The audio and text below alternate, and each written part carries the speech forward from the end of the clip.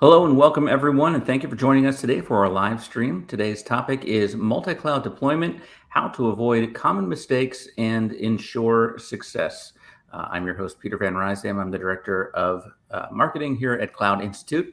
And if you're not familiar with Cloud Institute, we're a training and coaching company that equips IT teams to confidently deliver on IT projects. We offer personalized coaching with cloud experts and hands-on project-based training to help you with your live projects. And speaking of experts, I'm happy to introduce Adam Gordon here, who will be presenting today. Hi, Adam. How you doing? Good, Peter. How are you? Hey, everybody. Thanks. Adam is an advanced security practitioner, author, global speaker, educator, and executive with decades of IT experience. And if I listed all of your certifications, we'd take the rest of the webinar, so I won't do that, but rest assured there are many. Before I turn it over to Adam, I want to encourage you to ask questions in the comments, and we'll answer them at the end of the presentation. Also, this recording will be available here on the LinkedIn page and on YouTube immediately afterwards. We'll try to keep this under an hour. So without further ado, Adam, why don't you take it away? Absolutely, Peter. Thank you. And it's a pleasure to spend time with you as always and with all of the people that are joining us today. So let's go ahead and we'll take a look at our first slide. We've got a series of slides I want to use just to kind of drive our conversation around what is multi-cloud to begin as we get started, but broaden that very quickly after we define, what multi-cloud is. Talk about how to avoid common mistakes and ensure success. Many of you may be, and I'm sure indeed are, familiar with cloud and probably could define it if we asked you what is public cloud, what is private cloud. I'm sure you'd have no trouble having a meaningful conversation about that. But when we ask people, hey, what is multi-cloud? The obvious answer is, well, it's more than one cloud. And you're absolutely right when you say that. It is indeed the idea that we use more than one public cloud provider. But what's really changing, I find more and more as I talk to customers today and I work with people in the field, and I spend time both with customers and in classrooms teaching, is this idea that companies are opening up to the concept that we can put more eggs into different baskets, i.e. we can host with more than one public cloud provider, and maybe even ultimately have the ability to have platform-specific tooling associated with that. And as a result, we can leverage the value that each of those cloud providers may be able to bring to us in terms of our service offerings as we turn those around, right, and give them to our customers. So more and more multi-cloud is becoming a reality for many companies. We've talked for probably 2 decades now or so about the use of public cloud, a little less than that, but the major cloud providers have been in business for about 15 or so, maybe 15 to 18 years in one form or another. So approaching the 2-decade mark, and for the majority of that time, most companies have hosted in what we would traditionally just think of as a single cloud environment. Multi-cloud has really only become a realistic and viable option in maybe the last 4 to 5 years, then gaining traction, especially in the last 3 to 4 years. So when we think of multi-cloud, we are thinking about multiple public cloud offerings. The graphic kind of indicates a few that are common, Microsoft certainly with Azure, Amazon AWS. Those of us in the US are probably not thinking of or indeed are even using the Alibaba cloud, but if you're overseas, certainly in Asia, it's going to be the number one cloud provider there. Google's kind of off to the edge in that graphic.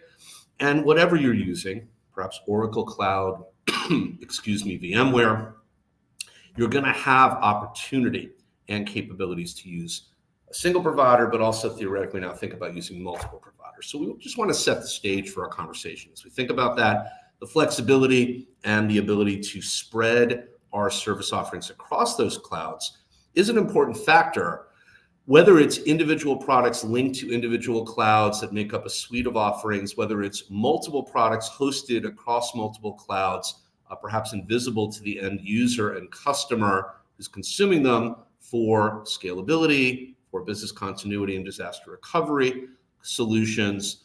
There are lots of reasons why multi-cloud and multi-cloud architecture makes sense. There may be regional specificity associated with delivery of services and certain service offerings that are best suited with some cloud providers rather than others. And so I could think of and potentially talk about a lot of situations where multi-cloud would make sense, but obviously it's going to be unique as a one-size-fits-one solution to your organizations and something you have to consider and think about it as a result. When we think about the use of multi-cloud and indeed public cloud overall today, I thought it was good to start off with really just some general facts and some ability to understand the scale that we're talking about. I mentioned just a couple of moments ago that cloud and public cloud has been around for approaching almost 2 decades now. And we see tremendous growth. And anybody who's using cloud services knows that there has been tremendous growth in that use on those platforms over time.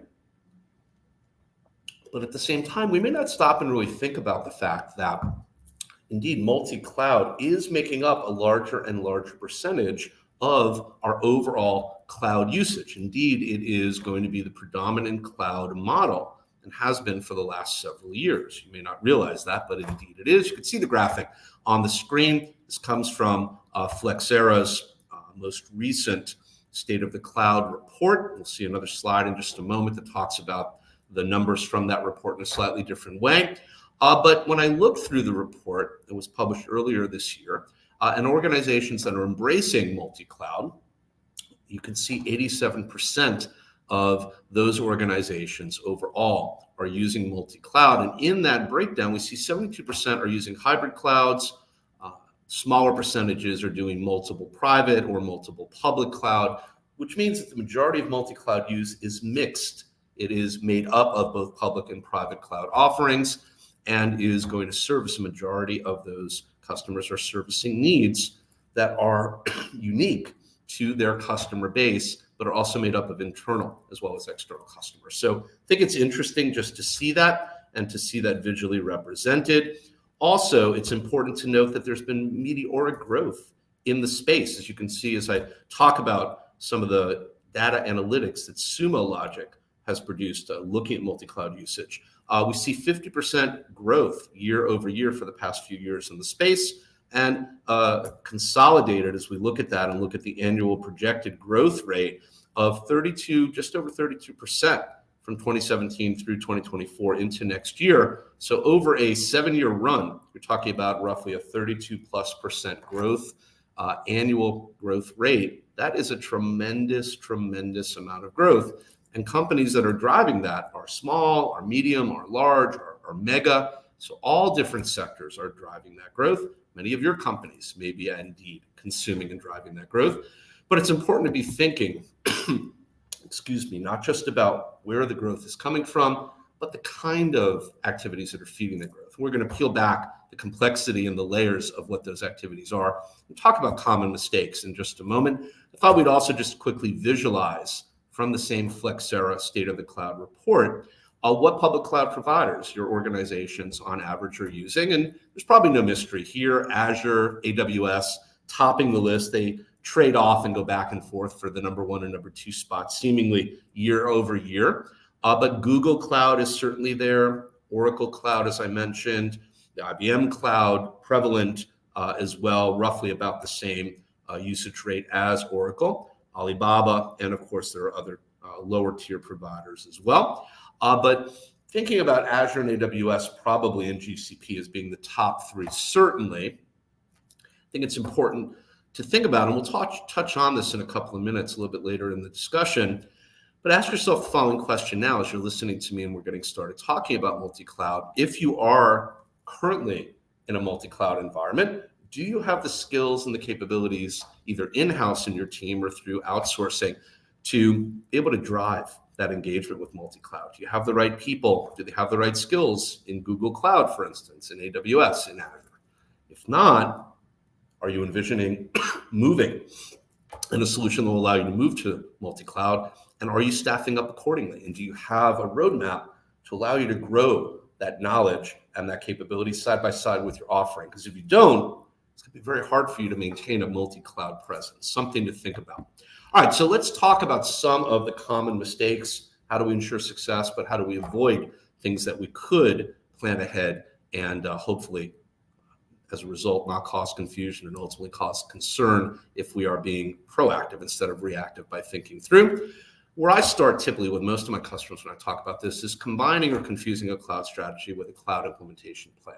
What is the difference between the two? And it's important to distinguish this. A lot of times customers, generically individuals, We'll talk about a complex solution like public cloud or now multi-cloud, and they'll say, oh yeah, I have a strategy, I have a plan for that. We'll use those terms interchangeably, and shame on us because we allow language to be used perhaps without as precise a definition and a precise thought process as we need to. But cloud strategy, as you can see on the screen, is different from implementation plans. Strategy will come first. The idea of strategy is the high-level thought process in an organization, really designed to answer two fundamental questions. Why are we doing what we're doing? And what are we hoping to accomplish by doing that? And strategy helps us to frame the broad brushstrokes of the idea of what we're going to engage with, how we're going to do that engagement, who's going to be involved, when it's going to happen. Those are things that become operational and tactical, but we need strategy to drive the initial thought process and sketch out the broad parameters. And then if we move to an implementation plan, that is where we put the strategy into effect. It's where we answer the remaining 5 W's and the H series of questions. If we eliminate why and what, because we're dealing with those in strategy, the who, the when, the where, and of course the how, those are elements that are going to fall nicely into our plan. And what most companies make a mistake in this area and do is they say, oh, we have a strategy, we're ready to go. Let's go to market and let's go ahead and implement our multi-cloud solution. But they don't have a plan. Or they have a plan, but they don't have a strategy to position the multi-cloud offering and to explain it and formally communicate it, not only internally to their internal customers, stakeholders, team members, but to external customers. And nothing is worse, right, for a company than to launch a new offering, a new solution, a rebranded or re-expanded and thought through opportunity and offering to engage, and customers don't understand it because you haven't done a good job of explaining it to them. So if we don't have a strategy that then informs our plan, we're unfortunately really starting out from a deficit, a position of weakness, because we're not able to articulate clearly and communicate positively what it is we're looking to do. So don't confuse these two. That's the first point we want to make about avoiding common mistakes. Separate them, articulate them properly, spend time on both of them, document them, and communicate them effectively, broadly, and widely, and you'll meet with much greater success. Another area where we tend to see some issues and concerns arise is equating cloud strategy with the statement, I put it in quotes, at the top of the slide, we're moving everything to the cloud. Just because we have a cloud strategy doesn't mean we're going to shift, lift and shift is what we refer to it as, or re-platform everything into the cloud. We may very well have a specific set of thoughts, offerings, opportunities that are going to be best suited to live in the cloud, but that doesn't mean all of them are, and it doesn't mean all of them should be. And it's a mature organization that understands that some elements of infrastructure and capability are going to be best suited to be served up through the cloud, but there's always opportunity to keep things on premise. It seems like the on-premise conversation and the on-premise moniker has almost become an evil thing to talk about, an evil thing to say, something that is negative in some way in many conversations with companies. When I talk to a lot of customers today, they're almost ashamed to admit they still have on-premise infrastructure in some respects. And I think that's the wrong approach. I think it's very important to be able to differentiate and to have a well thought out architecture, strategy, and solution that allows us to differentiate. There are certain things from a GRC, or governance, risk management, and compliance perspective, regulatory, right, oversight, for instance, where the cloud may or may not be the best foot forward. It may be easier to constrain and deal with those elements in an on-premises environment. Today, we have more and more options, and the cloud has really changed the dynamic in GRC. It's become an equal platform where we can host successfully and be assured of the kind of regulatory compliance that we traditionally only saw in on-premise environments. But that doesn't mean that we have to move to the cloud. There are other considerations. And so thinking through as part of the strategy, what does belong in the cloud and what should stay on-premise, if anything at all, is a very important conversation for an organization to have. And it's one that you should not be afraid to have, is what I would say as a takeaway from this particular point in the conversation. What about assuming that it's an IT-only strategy when we think about the cloud and movement to the cloud? This is another area where companies tend to not only have a little bit of a sideways thought process, but potentially can make some really bad decisions if they're thinking that cloud equals IT only. Cloud is one element of a much broader strategy about how we provision and ultimately how we provide access to resources and consume services. It is certainly IT-centric, IT-friendly, IT-forward, but it is not only about IT. There's governance, risk management, and compliance, as I mentioned. There's cost containment and cost management. There is skilling up and skill management. Human capital plays a part in this. So it's a much broader conversation than just IT. And cloud computing is not just about technology. It's also about the skills, as I mentioned, and the resources necessary to manage the platform. And we often find that customers and companies are making the mistake that cloud equals technology and capability, platform capability only. This is why many customers are surprised by the costs implementing associated with movement to the cloud and the potential for runaway cost containment if it's not implemented properly in the cloud is very, very big. I'll speak to it a little bit later on in the presentation. This is why many companies struggle with the concerns around risk management, but also the integration of their SDLC, their software development system development life cycles, into the cloud, stretching those capabilities and those frameworks to incorporate cloud. We're thinking about DevOps, DevSecOps, for instance. We're also thinking about concerns around shadow IT or ghost IT, and the concerns around individuals being able to spin up technology without any proper oversight. Any and all these things, IT has to play a part, but it's not the only concern we have and the only focus for a company that is considering either a single or a multi-cloud deployment. It's the same issue, same set of concerns we have if you are focusing on and hosting on only just a single public cloud provider platform, let's say just Azure, just AWS, right? So we want to get away from that mindset of technology equals IT only, right, would be the message there. Not addressing cloud sprawl and not accounting for complexity. I've talked a bit about this already. Multi-clouds can and indeed are, by their very definition, going to be more complex. We have to architect across different platforms with different service offerings that, although they are similar, right? We have identity and access management, IAM, for instance. We have PAM, right? Privileged access management. We have conditional access. We have all those things in every one of the cloud platforms that we use today, but they are referred to by different names. And the ability and the capability of those offerings is slightly different, even though the general thought process is going to be the same. And as a result of that, if you don't have the technology skills, the capabilities to manage and address that complexity, you're going to make bad decisions, or you're going to make decisions that don't fully optimize your offering in those cloud environments, and your customers pay the price at the end of the day. So knowledge of APIs, knowledge of services, of data formats, of any and all those things that I speak about on the slide are going to be critical, but they have to be able to be translated cross-platform, cross-cloud hosting environment.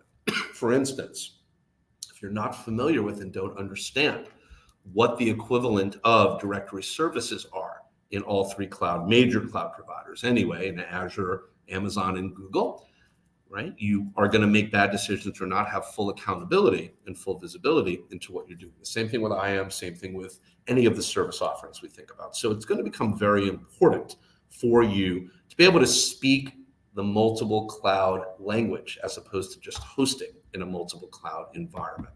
There are some really good resources out there, by the way, to do crosswalks around the service offerings by cloud vendor. And you should create a table or some sort of internal reference document as part of your documentary stash or artifacts you create for your hosting environments so that your people, your cloud experts and your customers can understand what those service offerings are and how they translate. This leads us into the next point that's up on the screen, establishing a cloud center of excellence, typically referred to as a CCOE, and having a well-defined and specific cloud architect role. You've heard me talk about the cloud architect in passing a couple of times already, but the cloud center of excellence is going to be that clearinghouse for everything that is referenceable to and is going to speak to and ultimately be part of the multi-cloud environment and journey for an organization. Think of it as the PMO for the cloud if you want to essentially just simplify that, right, into terms that might make sense within your organizations today. Many organizations probably have a PMO if you're of a certain size already, a project management organization.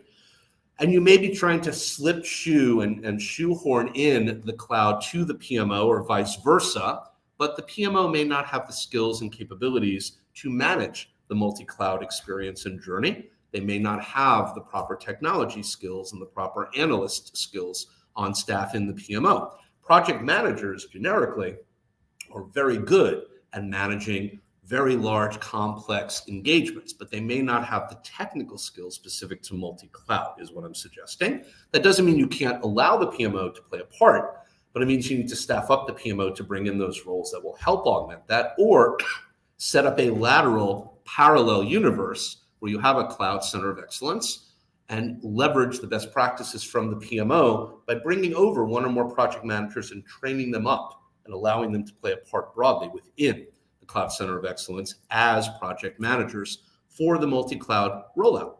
Cloud architects play a role because what cloud architects do is they are responsible for the design and ultimately the implementation work that goes into building multi-cloud environments. You need a subset of skills, broader, right? Within the architect role, there are subdivisions. There's networking, there's data management, there's directory services, identity and access management, there's security, governance, risk management and compliance incorporates a lot of that traditionally. Excuse me, a cloud architect, in other words, as a role, is a multifaceted, multidimensional role. And there may be more than one cloud architect. You may have a cloud architect that focuses on security. You may have a cloud architect that focuses on network design. So don't be afraid to subdivide those roles by expertise, but build them out so that they can offer the guidance and also offer the cross-platform referencing that is required to build a true multi-cloud environment.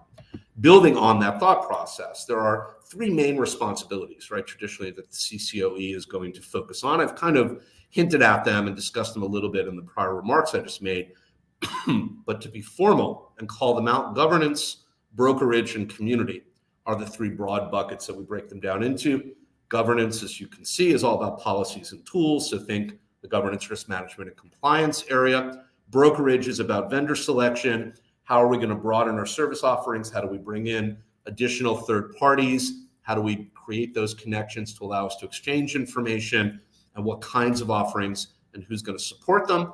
And then the community bucket is about cloud knowledge. How do we translate out our service offerings? How do we document them? And how do we make them available both internally to our internal customers, broadly across our ecosystem of the company, local or geographically dispersed globally, as well as to our customers outside the organization?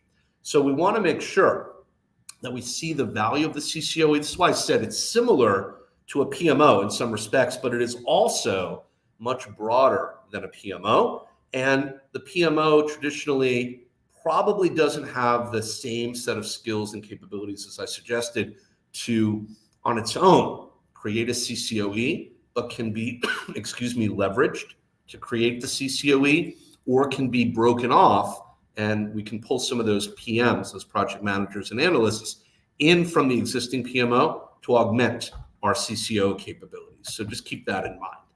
Managing microservices is another area where we tend to have oversight because we don't really think about the implications of microservices as we spin them up and use them. So we might have a blind spot within a single or even multi-cloud environment when it comes to microservices. More and more companies are using microservices today. This is not a new phenomenon at all, but the rapid advancements made through microservice architecture have really impacted in multiple ways our thought process of what cloud is and how we consume and provide services. We've had to move away, at least companies that are using microservices, from a monolithic architecture, one service, one stack, right, essentially monolithic, to lots of individual service offerings that are minute and attached to and speak to, provide service to one small element of a much bigger puzzle. And they combine together to create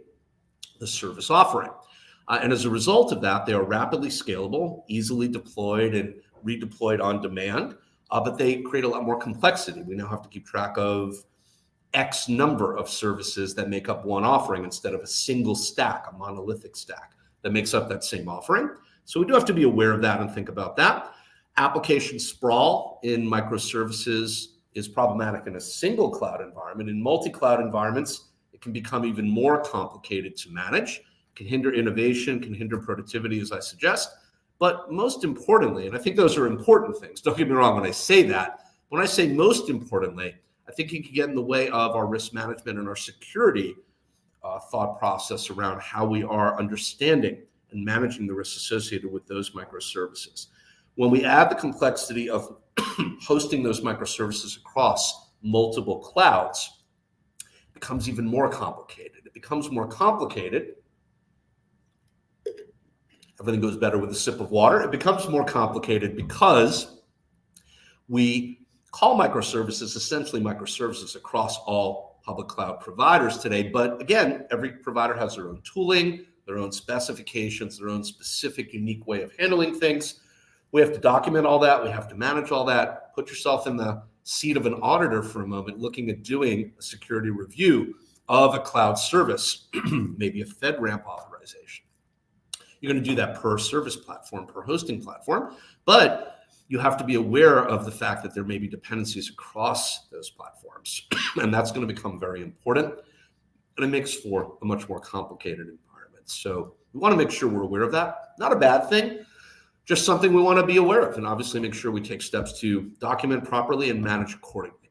What about dealing with changes in responsibility? This is something that often goes underrepresented, and I think we tend to just turn a blind eye towards in many conversations that I've had with C-level executives in companies, small, medium, and large, even mega companies. I think one of the challenges, we spoke a little about this already, excuse me, is the issue and concern around, do we have the right skills, the right people, and the right capabilities to make the pivot from single to multi-cloud, or even make the journey from on-prem into cloud, and then ultimately perhaps scale into multi-cloud. Excuse me, cloud has changed a variety of things. And one of the main things that's changed over the last 15 or so years that's become really prevalent is the way in which we host, but also the way in which we manage, and the way in which we consume services. We talk about a split responsibility or shared responsibility model when we host in the cloud. Now, what that means for companies traditionally is that we now are giving up physical security responsibility and transitioning that, giving that to the cloud service provider. We're not walking away from it. It's still important. But the CSP, the Azure, right? So the Microsoft, the Amazons, the Google, excuse me, the Googles of the world, they are going to play a part, a significant part, a key part in securing those cloud data centers. We as the customer have nothing to do with physical security. We don't control access into our cages. That's all done through the cloud provider. We have to take responsibility through the service models, right? So our ability to be able to either operate with IaaS infrastructure, PaaS platform, or SaaS software as a service. We take varying levels of responsibility in that shared responsibility model to be able to carve up what we will do as a customer and what the cloud provider will do, right? In IaaS, the cloud provider is provisioning the infrastructure, racking and stacking it for us. They're responsible for physical security. They're also responsible for networking, providing the connectivity, the web API interface that's secure that we're going to use to come in and access our infrastructure. But we, the customer, we're going to load the operating systems. The cloud provider, are going to provide the raw storage, the network, the physical hardware, but we're going to then put all that to work, format it, consume it, carve it up, and use it in a variety of ways. We're going to do the operating system updating. We're responsible for licensing. If we move up to PaaS, that changes. It's roughly a 50-50 split. The cloud provider is racking and stacking infrastructure, physically securing the data center, but they're also provisioning the hardware. They're loading the operating system. They maintain the licensing. They're doing patch management, most likely, on that OS. We're getting the hosting environment, Windows, Linux, whatever it is. We're hosting our virtual workloads. We're hosting our IDEs to do our integrated development environments. And we're responsible for the tooling, but the cloud provider is responsible for the platform. And of course, with SaaS, the cloud provider, we're upside down. It's like the opposite of IaaS. The customer is really responsible primarily for data creation, so records management in a CRM or something like that. access control and access management for role definition-based access control, most likely, for use of the SaaS application. Cloud provider does everything else, right? They load the OS, they patch manage, they vulnerability assess, they do updates, all that kind of stuff. So when we think about changes in responsibility, that shift's already been happening from on-premise to single cloud. But as we scale to multi-cloud, we now have to manage multiple shared responsibility matrices within our provider relationships. And we have the growing complexity of that, but we also need the skills internally to have those one-on-one conversations with providers and understand how to leverage their platform and how we operate in their environment properly. IT has to play a significant role in this, right? It doesn't mean at all that IT management is no longer needed, quite the opposite. We need more management, more oversight. However, what we need is skill-specific, platform-specific operational capabilities. And we'll see more about this and talk more about this in just a couple of minutes, but keep that in mind. All right, working around the worker shortage. I've talked about the issue with talent and the need to have platform-specific talent several times as we've talked about multi-cloud so far. I'm sure today, sitting here roughly in the middle to third quarter of 2023, it's no surprise to anybody that we have a worker shortage in certain areas in IT security, in assessment, in red teaming, blue teaming, in cloud in general. There are millions of people that are skilling up, trying to get into IT. It's a phenomenal career and a phenomenal opportunity if you're looking to do this kind of work. Many of you listening to me hopefully are already doing this kind of work or working in IT somewhere. But I think would all agree, if we look around at our companies and the fact that we do need more people, but we might not be able to find them easily, and we're probably not finding the right kind of people easily, that there is definitely a shortage of certain skilled individuals in certain areas. And certainly in cloud environments, especially at the higher level, for architecture roles, for people with deep knowledge of integration, deep knowledge of security and GRC, governance and risk management and compliance in those platforms, it is hard to find those people because the good people are probably already working, and the people that are having those skills but perhaps don't have as much experience are finding, I think it's hard, they're finding it hard to break in because everybody's looking for the people that have all that experience and that have already done all that work. What I counsel my customers all the time to think about is, it's great to be able to find those people and hire them if they exist, right? The people that have all those skills at the top end of those platforms. But there's a limited number of them. And the majority of them are probably already engaged with companies. And while you, in theory, could hire them away, hopefully, the reality is it's hard to do that. And there's a limited number of them. It's going to be really tough, very expensive. It's not a really good strategy. If you take people that are not quite as experienced, but are certainly going to have the skills and, more importantly, are hungry to learn and to grow, and you invest in them, either the people that work within your organization that you can skill up because they're loyal to the organization, they're already there, they know the culture, and you trust and rely on them, why not give them that opportunity? Grow them inside. Have a thought leader, leverage the CCOE, bring in that high-level architect or grow that person internally who can then groom and help mentor a workforce around the CCOE to manage those multi-cloud environments. You'll get a lot further and do a lot better and spend less money to do it, by the way, than you will if you try to go out and hire that entire workforce externally and bring them in. Don't get me wrong, I'm not saying you shouldn't hire qualified people. What I am suggesting is you have to give the people in your organization a chance to skill up and step up as part of that growth process, because that untapped talent pool is going to be tremendously valuable to you over time, and that can help fill those worker shortages or skill gaps that we're seeing. But it's often an overlooked opportunity, I find, in many organizations. So hopefully reminding you of that and pointing that out will help you to maybe think critically about whether or not you have that opportunity in your organization.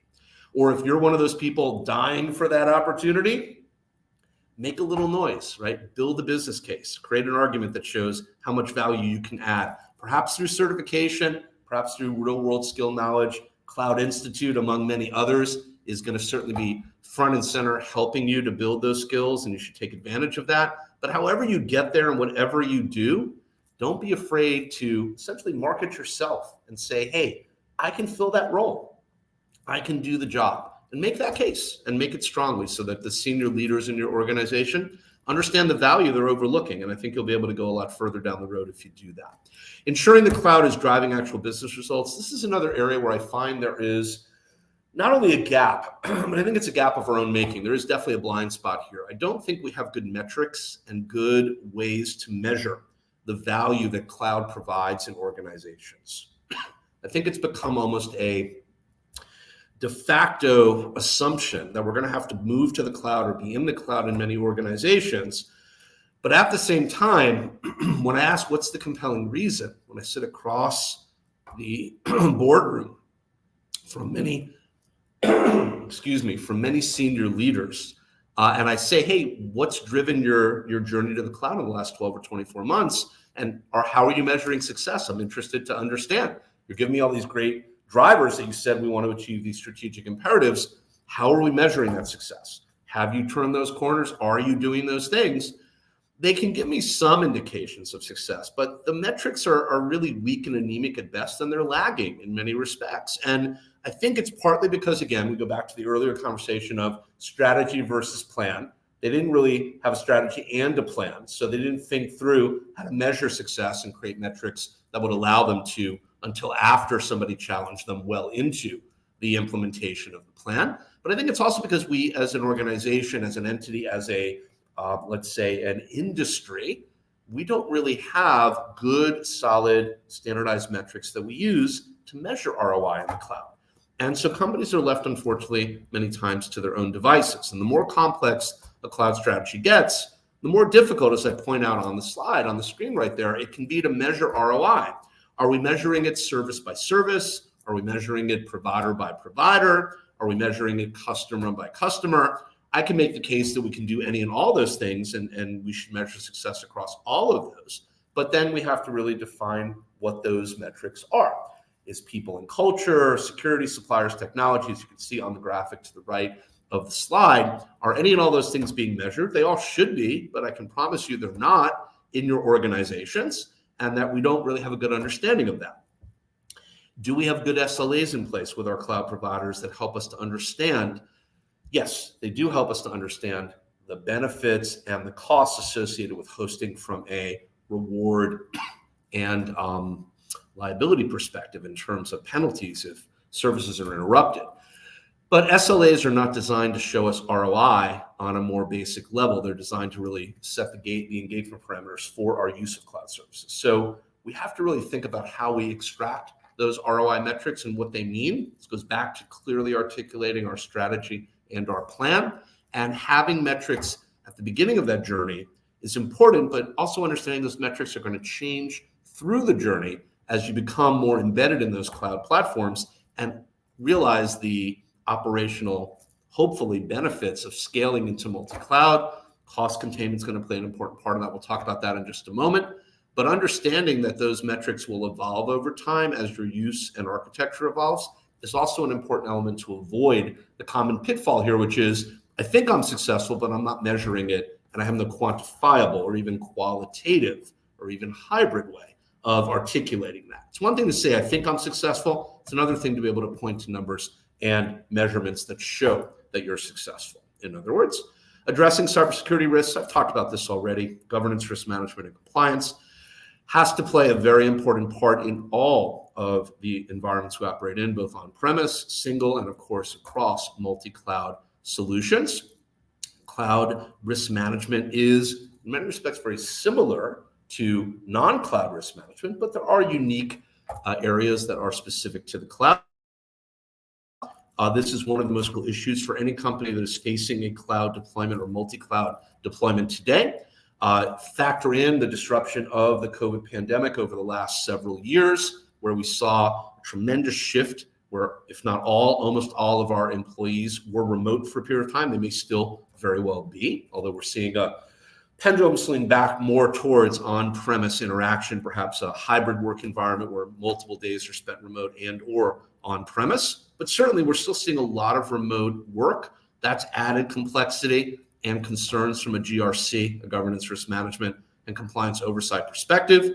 We have to approach and understand that with an eye towards understanding the unique variations that now exist in those environments. It's not the same thing as it was pre-COVID. It's not the same thing as it was when we were on-premise only. It's not the same thing as it was when we were only in one cloud. Put all that in a blender, combine all those things, or at least two of those things together, and you have a much more complex, nuanced, and therefore subtle environment that we have to assess across and manage risk through. One of the key things to think about here, and one of the areas where I think a lot of companies potentially could do better and perhaps are suffering a little bit as a result of, is in maturity. And when I say maturity, what I mean specifically is how mature is the organization? It's another way of talking about, do we have a robust change management process in place? Do we have a robust risk management process in place? Do we understand it is change management and are change and risk management formally defined, documented, and managed? And if we understand that those things are happening, we can prove they are, but do we also understand the dependency and the coexistent relationship between change and risk management? You cannot be good at one if you don't understand and are good at the other. In other words, managing change without understanding and defining risk is an exercise in futility. And managing risk without understanding the impact of and managing and accounting for change is not managing risk. You're creating more risks than you're actually managing. And so as a result, we need to really understand here, and what is probably a very important takeaway for many of you, is how mature, how focused is the organization currently on the twin pillars of change and risk management. And you can assess against those and understand them, but unless you are moving towards a more formalized, more, more mature organizational stance in these areas, and let's broaden this conversation beyond just change and risk management, which is important, but it's generic and it's high level. Let's be a little bit more specific as well, a little prescriptive. If you're not engaging in third-party assessment and audit as part of your management of cybersecurity risk and implementation of change, you're not really managing effectively and efficiently across the platform.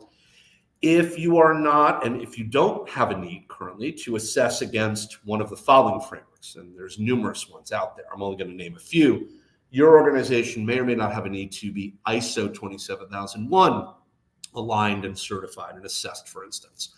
Perhaps high trust, perhaps if you're certainly in healthcare in the US, HIPAA would play a big part. If you're in the financial services and banking industry, you'd be worried about complying with Gramm-Leach-Bliley, right? So the Bank Security and Secrecy Acts in the US and broadly across the world, you'd be looking at, other frameworks. But perhaps you are looking at, if you're a publicly traded company in the US, Sarbanes-Oxley or SOX compliance, maybe SOC 2, right? Compliance broadly across the world for organizations.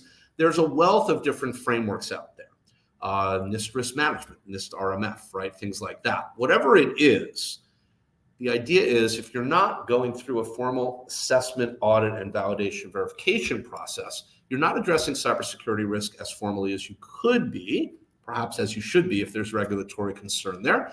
And when you add multi-cloud in, we're running into a concern where we don't really have visibility at the right level to those risks. So do a self-assessment. Quickly step back and ask yourself, how is my company assessing and addressing those risks and managing those changes today? Are we assessed and are we audited for one or more external frameworks, and are we compliant? If so, great. That gives us a lot more confidence in how we address cybersecurity risk. But if we're not good or bad, but is there value in moving in that direction? Will that help us to more formally address cybersecurity risk? And if so, which frameworks are right for us? That's a broader conversation beyond our ability to focus here in this webinar, but one that I would encourage you to actively engage around and follow up on, even if it's with other people. Ask peers and colleagues, ask mentors. Hit me up on LinkedIn, talk to me. I'll be happy to talk to you and help you understand what your options are. Talk to anybody who you feel can add some value there. Cloud Institute can help you to understand some of those options as well. Whoever you talk to and wherever that information comes from, get additional thoughts and additional perspectives from people. If you're not doing it today, I'm not trying to advocate that you have to do it, but I am definitely advocating that you should think about why you're not doing it. And if there's not a good answer to that question, I am strongly suggesting you might want to think about whether or not it will be something that you could benefit from, because you will find that it definitely will add value. We've talked a lot about the need to manage governance, risk management, and compliance, the need to manage and oversee change and risk. But the problem we often have is that we don't have the right visibility in the organization through the organization managing into single, let alone multi-cloud environments and the complexities associated. And this links directly back to the concept of the CCOE, the Cloud Center of Excellence I spoke about earlier, and the need for well-defined roles like cloud architects, perhaps by silo, for network, for security, for identity management, et cetera, to be able to give us that flexibility, but also that visibility we need to design and move through and essentially cohabitate within multi-cloud environments.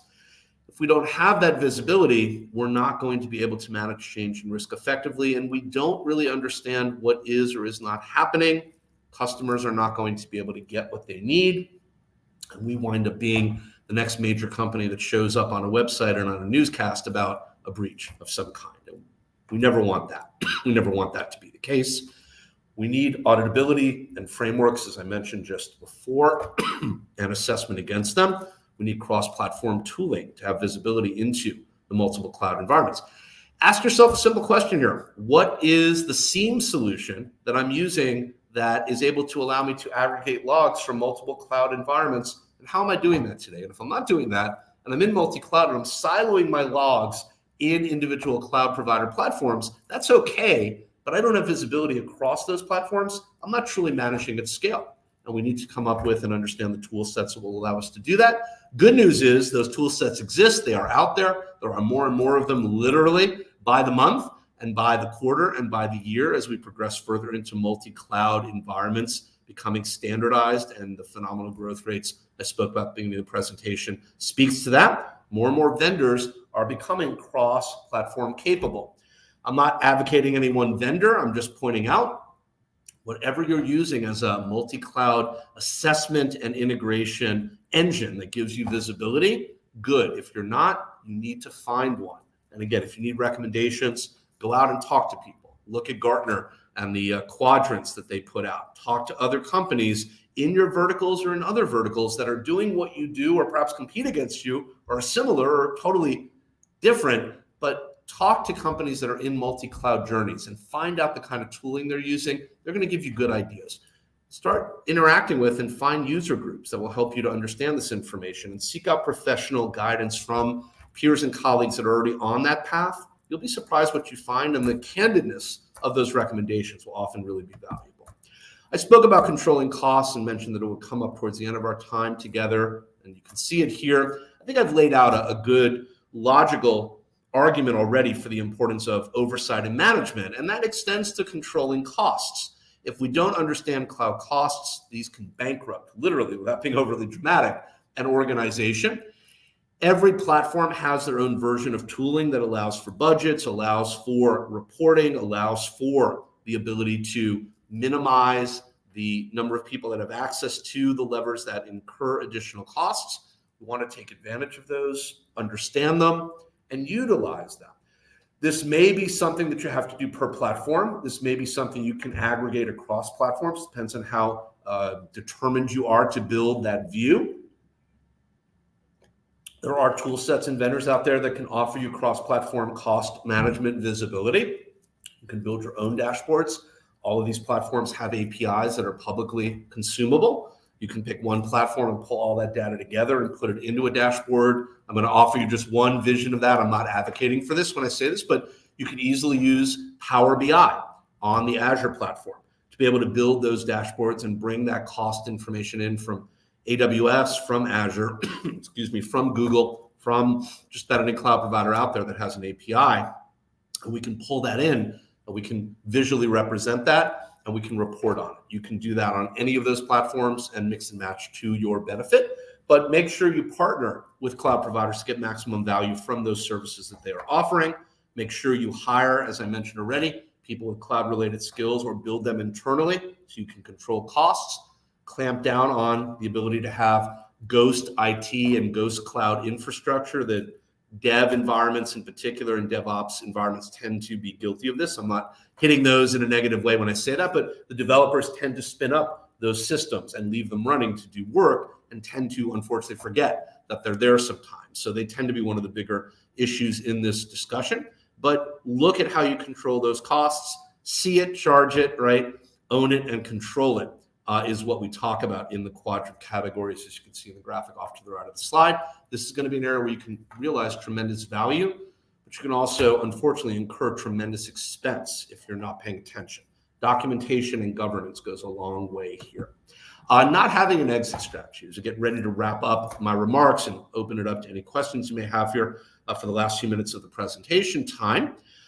Not having an exit strategy is, I think, one of the bigger issues a lot of customers that I deal with have come across. This is an afterthought, right? Because many customers on their strategy and planning journey to get into single and then multi-cloud environments never really stepped back and thought, well, what happens at the end of that journey? They're so focused on getting in and getting up and scaling that they don't really think about what happens 5 years, 10 years in when maybe we don't want to be in the cloud anymore. Now, I know for many of you that may be heresy. Who doesn't want to be in the cloud, right? Most people can't imagine not being in the cloud today.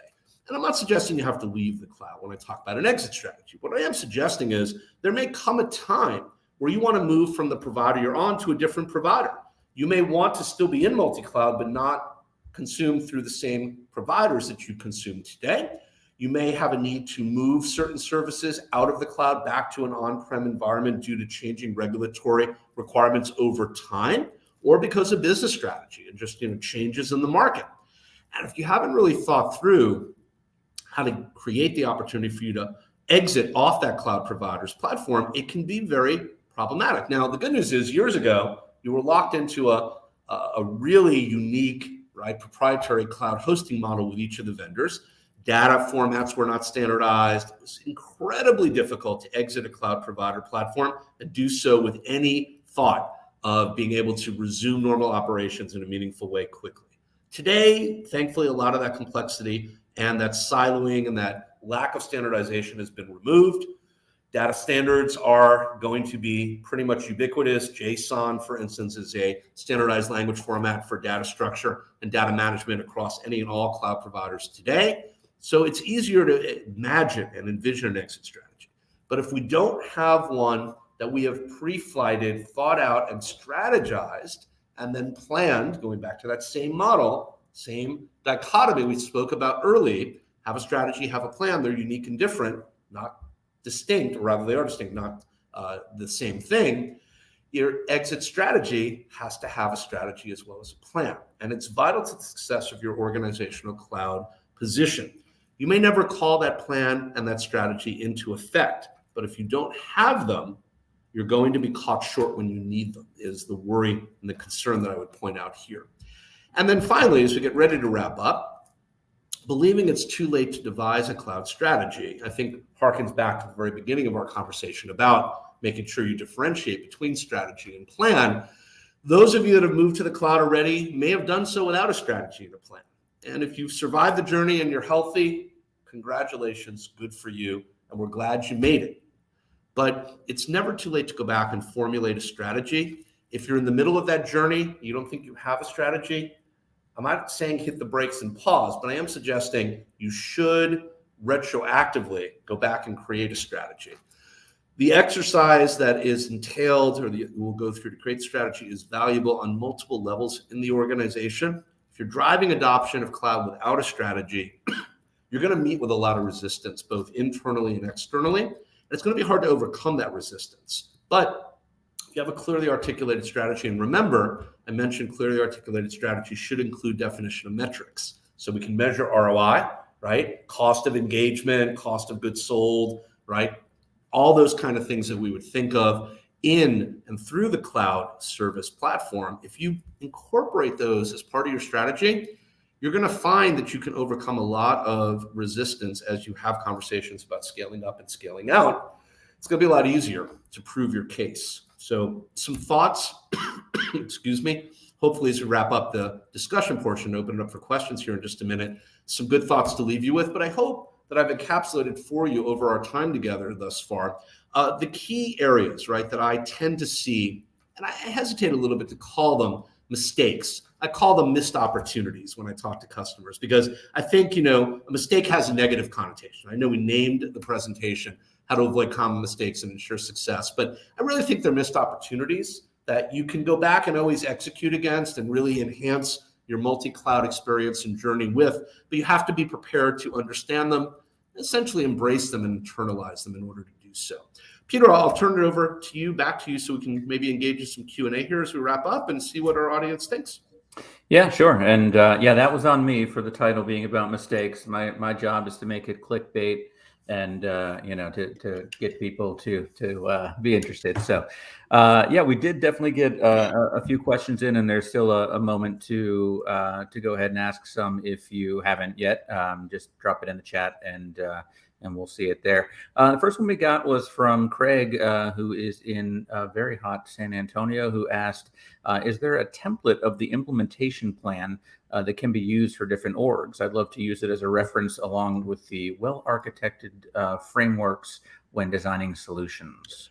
Sure. And Craig, I actually, to be fair and to tell you, I saw, because I have the chat up on the side as I'm presenting, so I actually saw you pop your question in and Peter say, yeah, that's great. We'll definitely get you, give you a chance to ask that. And I thought, as he did, that it's a great question. I appreciate you throwing it out there for us early on in the discussion. So, a template for an implementation plan, it's an interesting thought process. I'm sure they exist when I say this, when I'm about to say, I'm sure they exist. But what you find often is that it's hard to discover and get those things, right? Because many of these engagements, many of these journeys are done through some sort of consultancy. And I'm going to rip back the covers, right? Rip back the shroud, be brutally honest with you, right? That moment in The Wizard of Oz where you get to see who is the man behind the curtain, so to speak. And you should pay attention, right, to the man behind the curtain in this case. So, in the journey that companies make to multi-cloud traditionally, a lot of them are using external talent. They're using consultants, whether it's somebody such as myself or one of the big consulting firms or whoever or whatever they are. But they're bringing in external resources at some point because they may not have that cloud architect on staff yet. They may not understand and have the depth in one of the cloud provider platforms they want to use, right? So they need some external expertise to help them figure stuff out early on. And they're going to hire somebody, which is fine. But the problem is that they are then going to get, whatever work product they hire and provide, they're going to get and they're going to be given, but a lot of it's black boxed, right? Those templates tend to be locked down. They're hard to find on the web. People don't put them out there because they don't want them to be reused, things like that. I'll point you to a resource organization that I think can help you, having said, right, all that. If you're not familiar with the Cloud Security Alliance, the CSA, you should be, and hopefully you are if you haven't heard of them. They are a phenomenal organization.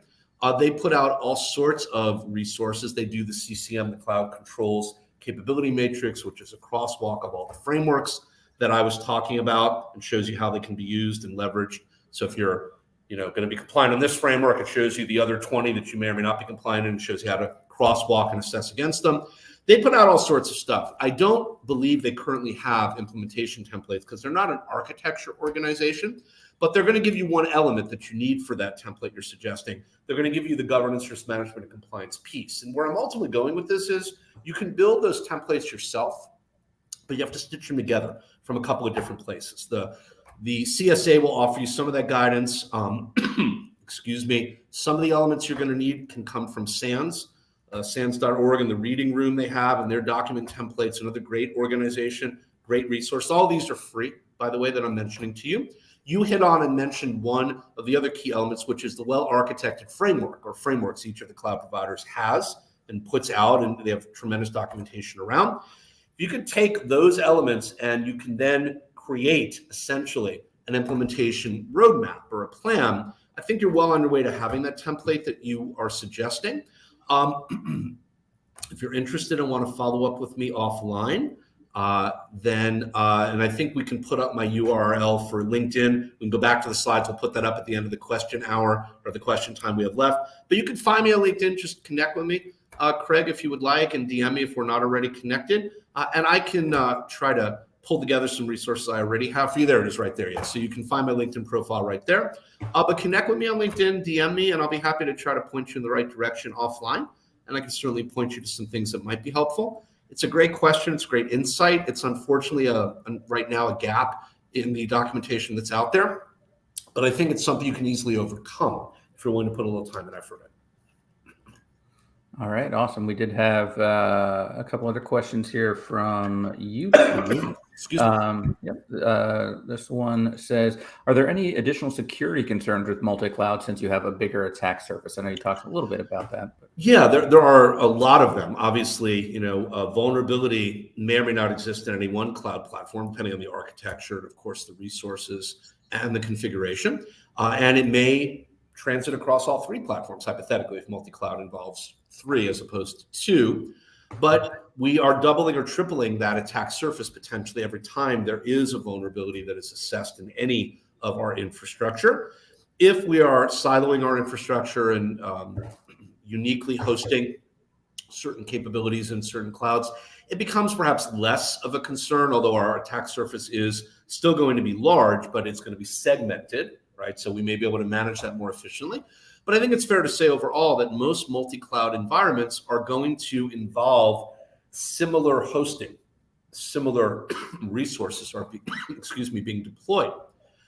And as a result, it does tend to multiply the attack surface and the mitigation requirements from a vulnerability assessment perspective. I think one of the big gaps that we tend to have there is we don't do enough red team engagement and enough vulnerability assessment across the multi-cloud architecture to truly understand the impact of those concerns. And we don't do enough blue team activity to understand how to defend in those same environments, right? We would now refer to that as a purple team kind of environment because we blend those two traditionally today.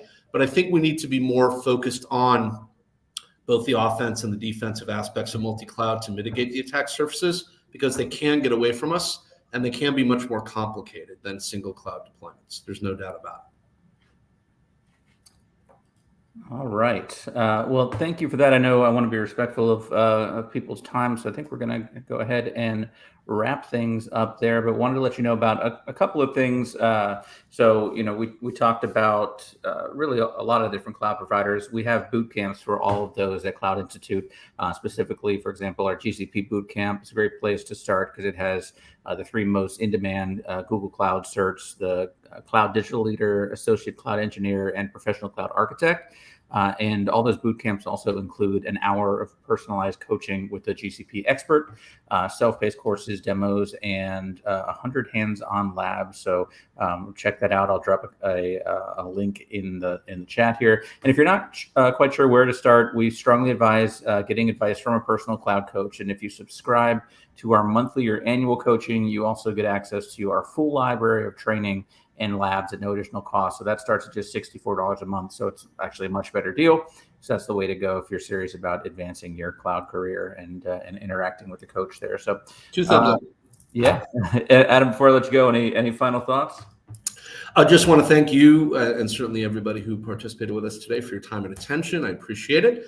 And, as I suggested, please feel free to reach out to me on LinkedIn, connect with me, ask whatever questions you have. I am happy to talk to people all day if I have time to do it, and I don't charge any kind of fee just to talk to you about what's going on in your world. I get to learn a little bit more about you and your company, and if I can offer you some advice or put you in the right direction, happy to do that. That's never a challenge for me. And if there is something ultimately that is a specific and perhaps imminent need, then definitely reach out, whether it's to me or to, as I suggested, that broader peer and colleague network you have. Get perspectives from different people that are at different stages in that journey. You never, ever want to go in, and thank you, PVR, so you put that up on the screen and in the chat. I appreciate it. You never want to jump into a complicated endeavor like single cloud, let alone multi-cloud, without having a really good understanding of where the potential liabilities are and what you need to do to be successful. And if people aren't willing to give you that information and give you time to help you to do that for free, then shame on them, and find better people to ask. That kind of information should be available to you. And when you need that guidance in a professional services capacity, you should be willing to, and I think you would be, at that point, willing to step up and pay for that knowledge. But those initial conversations really should be free and should be part of the public commons. And if people aren't giving you that information, reach out and find me, and I will put you in touch with people that can. So that's probably the best way I can end that, and hopefully give you a good thought to move off into the rest of your day from. Definitely a lot of great accolades coming in from people watching. So thank you for all that. Do send us a message if you want to be notified of these upcoming events. We can add you to our list. We'll be hosting several more of these over the coming months. Our next one with Adam is actually Wednesday, September 13th. We're going to be talking about kind of determining which Azure cert is right for you. And I know we're going to be talking about some big changes that they've made to their testing process as part of that. So they being Microsoft. Yeah, they being Microsoft. Yeah, so big sneak preview there. So, Yeah. Thanks again, Adam, for presenting. Thanks to all the listeners, both live and on the recording. Thanks for your time and attention. If you have any questions or feedback, we'll still engage with you in the comments after the fact. So have a great rest of your day. Take care, everybody.